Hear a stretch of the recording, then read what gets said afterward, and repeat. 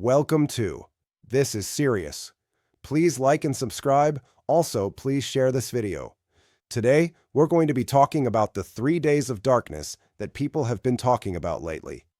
I have some clips of people having dreams and a near-death experience.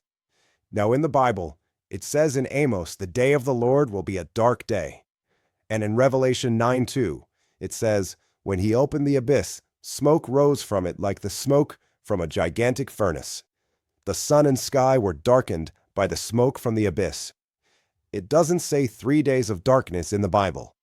I personally think we should be prepared for Jesus, because you don't know when your time is up. This started with the Catholic Church. The 3 days of darkness is an eschatological concept believed by some Catholics to be a true prophecy by Anna Maria Taigi, 1769 to 1837, is best known for her role associated with the 3 days of darkness prophecy. Okay, let's get started. Never look outside during the 3 days of darkness. Ancient prophecies whispered across centuries and cultures warn of a time when the world will be plunged into a terrifying, unnatural darkness. This won't be a simple eclipse, it will be a heavy, suffocating blackout lasting for a full 72 hours. According to these warnings, this event is a divine reset, a final cleansing of the world. The instructions passed down are chillingly specific. You must not leave your home for any reason. Every door and every window must be sealed completely, blocking out any view of the world outside. It is said that those who dare to look upon the darkness will not survive what they see, their minds breaking from the horror. The very air will become toxic, and demonic entities will roam the earth freely, mimicking the voices of your loved ones to lure you to your doom. They will sound exactly like your family members, pleading for you to open the door and crying for help. But it is a cruel and fatal trap. During this time, the only thing that will provide light are blessed candles. No other light source will function. This is a time of great fear and ultimate spiritual warfare. It is a test of faith. Do you think this is just an ancient myth, or will you be ready when the sky goes black? That we in a place that is in space. Like, firstly, I saw this man who was sitting in a chair. It's like more of a chair where God is supposed to be, but he said, do you understand who's this? I said, and he said, this is a scientist. And he said, they studied the sun and they told lies about my creation. He said they told lies, and he showed me some books that were written back in the 16th century. It was like they made a research. They wrote certain books about it, even in the 18th centuries. He will say the name of that man and say, these are the books that they've written. And the things that they said, they were not true. And at the same time, he said, knowledge increased in science. And then he said, but on this particular day, I'll make their wisdom look like nothing. Immediately when he said their wisdom will look like nothing, because he did explain to me later on that the chair that they were sitting on, it's not actually like the throne of God, but it is like in their hearts. Because he said, because their knowledge increased, they didn't see the need of God, because they replaced it's more like science replaced the knowledge of God, like in terms of, that is why maybe we're having so many atheists. And then he said, but on this day I'll make their wisdom foolish. Immediately when he was saying, on this day I'll make their wisdom foolish, then now we are in space, and I see this round ball that is like fire, like that is moving very fast. And I'm like, what is this? He's saying this is the sun. But what amazed me from what I was taught at school, I was taught that the sun is standing still and the planets are moving around the sun. But in this event where he showed me, the sun was actually moving in a very high speed. It was moving so fast. And while it is moving so fast like that, it is moving in a clockwise direction.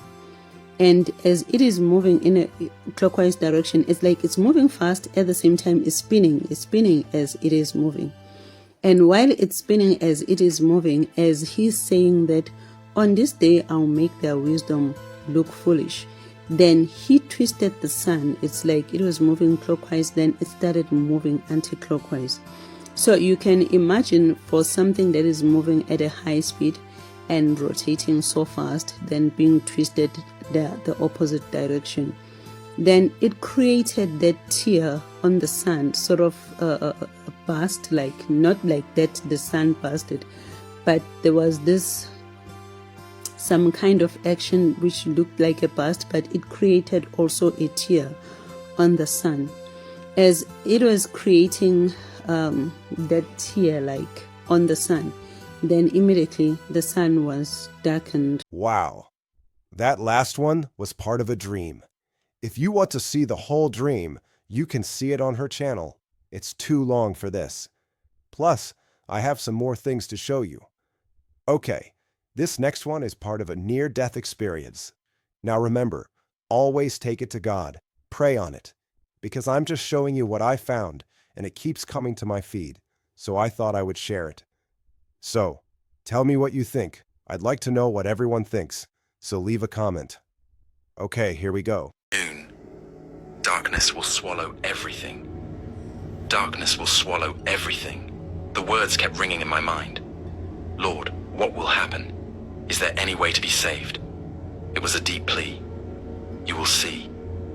Lucille, he said.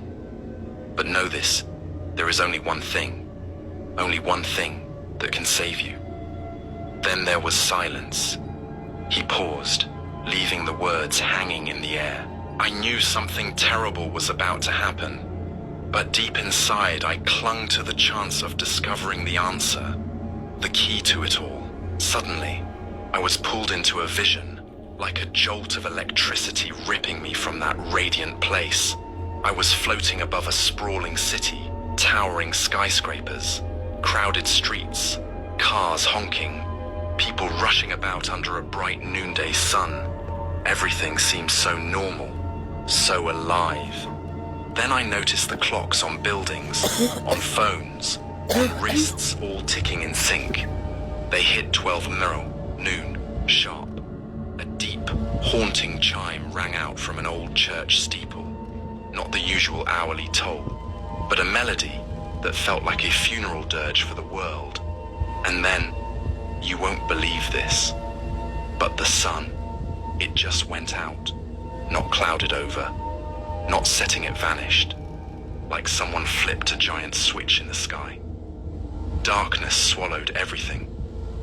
But this wasn't the darkness you know, not like night.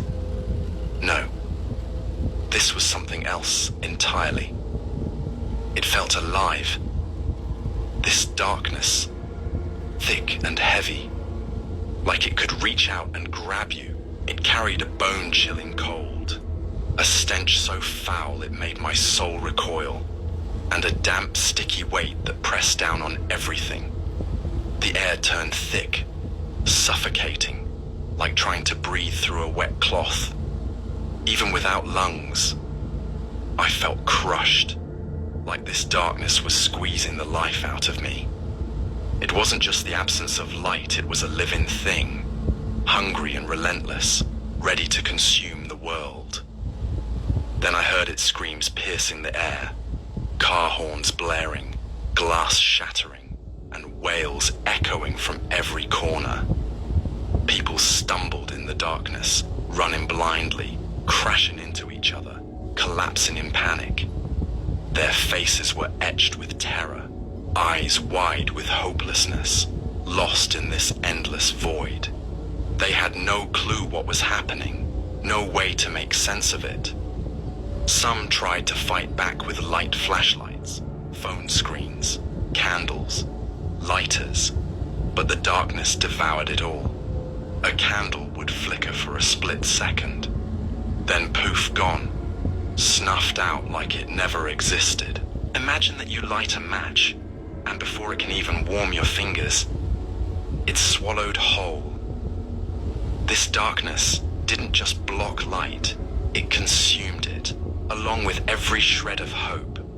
I watched despair carve itself into every face, men, women, young, old. My soul ached for them, trapped in this nightmare, helpless against something so unnatural. It hit me like a punch to the gut. This was exactly what the Bible warned about. Joel 2:31 burned in my mind. The sun will be turned to darkness and the moon to blood before the great and dreadful day of the Lord. There was no mistaking it. This wasn't just a vision. It was a glimpse of what's coming. A reality so vivid it shook me to my core. And I knew. Whatever came next, it was only going to get worse. Right after the darkness swallowed every trace of light, I saw something even more horrifying. The darkness. It started to change. Cracks split open in the ground. Jagged rifts tore through the air itself. And from them, you know, things crawled out. These weren't human. They were monstrous, shapeless masses of black, with glowing red eyes that pierced the night, and claws so sharp they seemed to cut the air. Their shrieks were ear-splitting, so ghastly I wanted to cover my ears, even though I had none left to cover.